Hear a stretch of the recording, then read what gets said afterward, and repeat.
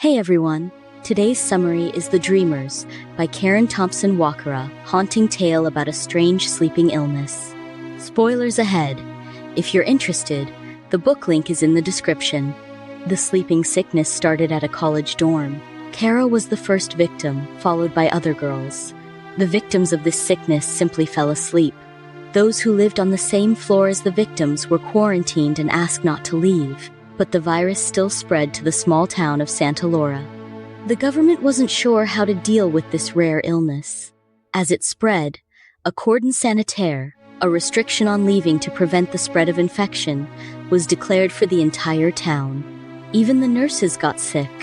The authorities could no longer attend to everyone's needs. There were instances of victims waking up. Tristan was the first to wake up. He was very confused and jumped through a window. Nobody else woke up after him for weeks. The next person to wake up was Thomas, the father of Sarah and Libby. He dreamt that there was a fire in the library. He was very confused and went home.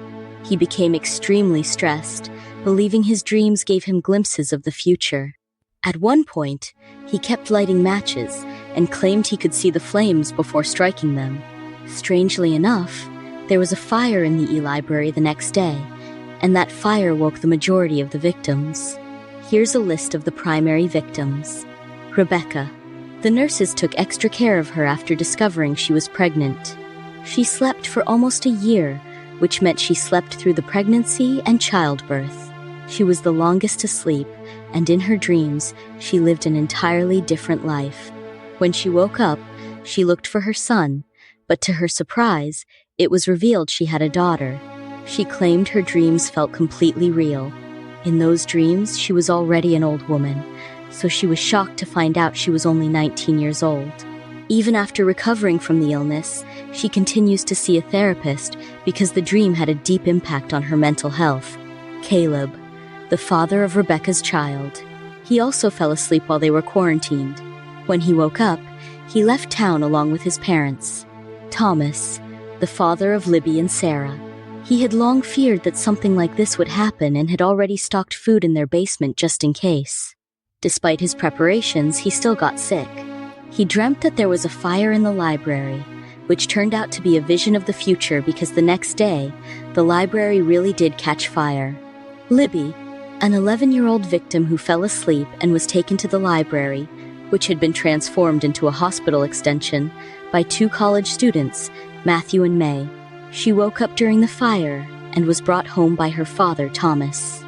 Anna and Ben, a couple who had just moved to Santa Laura for a fresh start with their newborn baby, Grace. Since Anna couldn't produce breast milk, she used donated milk from the hospital. Later, the hospital informed them that the milk could be contaminated with the sleeping sickness. Anna got sick first, followed by Ben. They both woke up during the fire. Anna didn't have any dreams, while Ben dreamt of scenarios involving Anna that felt like glimpses of the future. He was frightened because Grace wasn't in those dreams. It felt like a warning. But when he shared this with Anna, she told him that what he described had already happened in the past. Ben isn't sure if he believes her, as he still feels confused about his dreams. As for their daughter, Grace, she was saved from the fire but continued to sleep afterward. She eventually woke up. Nathaniel, a biology professor who was also found by Matthew and May. When he woke up, he looked for Henry, who was in a comatose state. Nathaniel's last memory was spending time with him, but it turned out that he had only dreamt it. May. She was the roommate of the first victim, Kara. Alongside Matthew, she helped care for other victims. May eventually caught the sickness, but Matthew did not. While asleep, her mind was still active. Sadly, she died during the fire in the library due to smoke inhalation. After the victims woke up, their lives continued, although many were still haunted by their dreams. Some even left town, just to be safe.